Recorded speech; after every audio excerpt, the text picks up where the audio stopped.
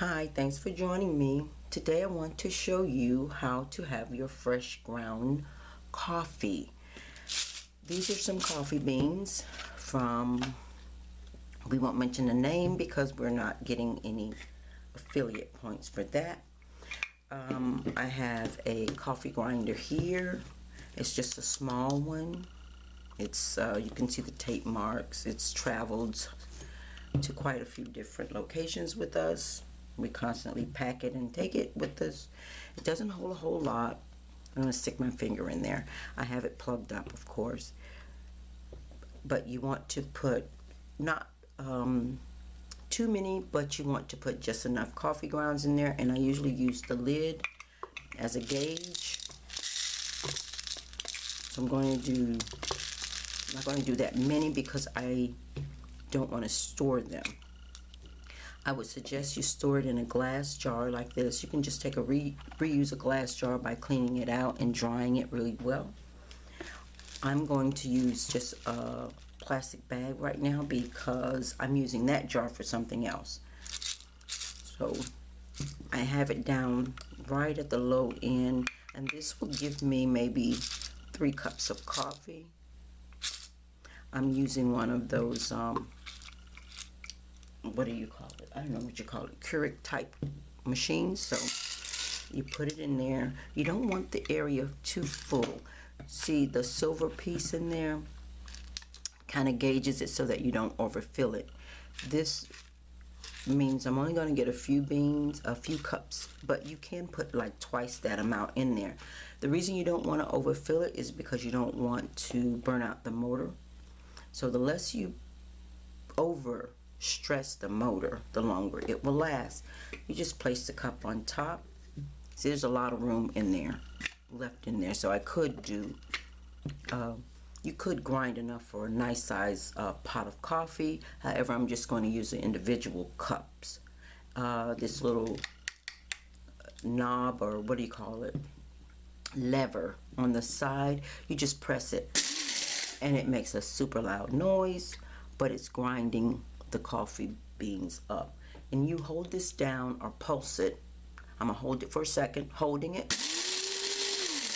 or pulse it. Tap the top to get the coffee grounds to fall down into the well, and then lift the lid. Now I want you to see that. That is coarsely ground coffee. It's really coarse. I mean really coarse, but some people like it that way. However, I think to get the most out of your beans, you want to make sure you grind it quite a bit more.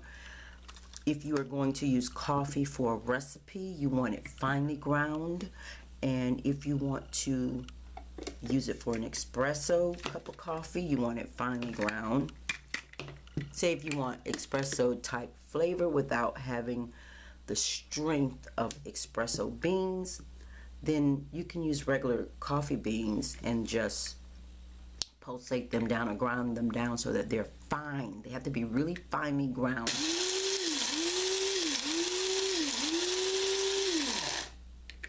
And then I shake it down a little, and you can hear the sound as it's grinding. It sounds differently as the beans are getting finer. See that? The beans are getting much finer now, and the sound totally changed.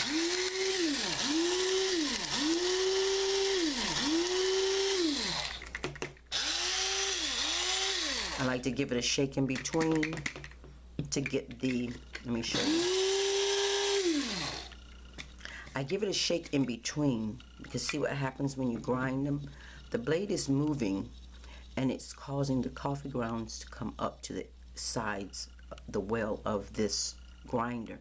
So when I tap it, it knocks them all back down into the center.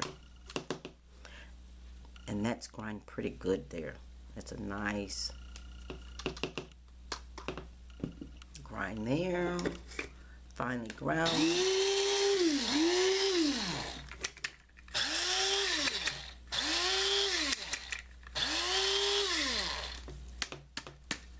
that's that.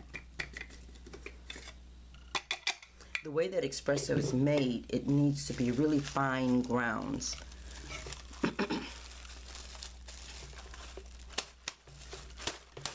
And then turn it upside down in a bag and tap the sides to get the coffee grounds out of there. You still see them around in the well.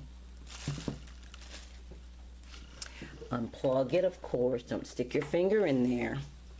And then just take the handle of a spoon or something and loosen those coffee grounds up that's on the side edges. Safety first. Always, always, always safety first. And then tap those into there. Now, I do recommend putting it into the bag first, unless you have a bowl. But to me, using this bag, it's just a, what do you call it? A fold top sandwich bag. And the reason, so you can see that, smells really good. You can use any brand coffee bean right out the store. Look at that. From your favorite store, because some of the specialty stores sell coffee beans. And this way, if they don't have what you want, or you want to make your own blend, you can do this. Now, the reason I like to put it in this sandwich bag, because one, you get these a ton in a box, dirt cheap. But if you don't have a funnel, now you can take this bag and pour these off into a glass jar. And the glass jar you can recycle. I'm trying to think. This was some type of salad dressing. I have also had, if you have yogurt, you buy yogurt from the store. Some yogurts do come in a jar. The what do you call those? The bouillons, like chicken, beef bouillons, they come in a jar, small jar. You don't need one thing I found, you don't need to, say if I was going to fill this up with coffee, you don't need to fill it all the way up with coffee. It's up to you, but the glass will keep the coffee fresher than a plastic bag. It keeps it fresher than this canister, because this is just, see, this canister it's a thick wall canister. And it has this reflective inner wall, but it's still like paper and it breathes. The glass will keep the fragrance of essential oils longer, and it will also keep regular oils fresher and keep them from going rancid so quickly. So there you have it. And now you have freshly ground coffee.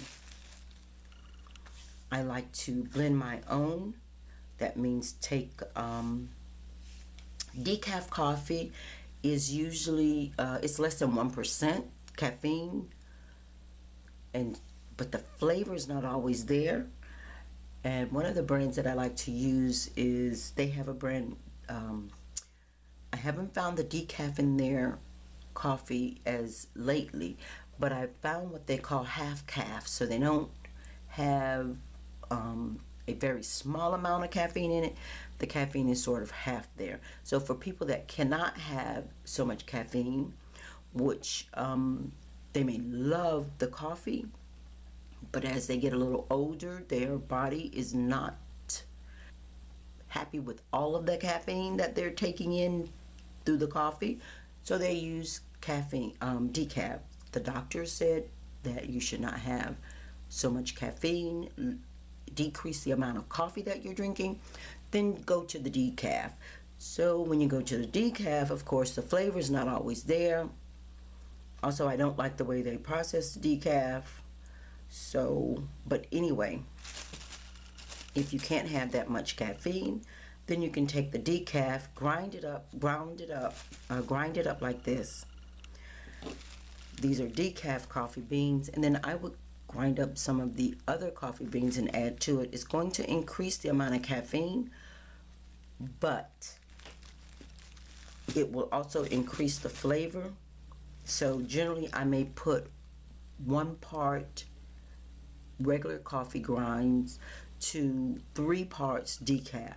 That way it enhances the flavor without increasing the caffeine so much. And of course the caffeine is not half, but it's less than half, if that's making any sense to you. Okay, so that way you can have your own blends, and you'll find that sometimes making your own blend tastes so much better than just buying it straight off the shelf. Okay, so thanks for joining me. Hopefully that helps you. Until next time.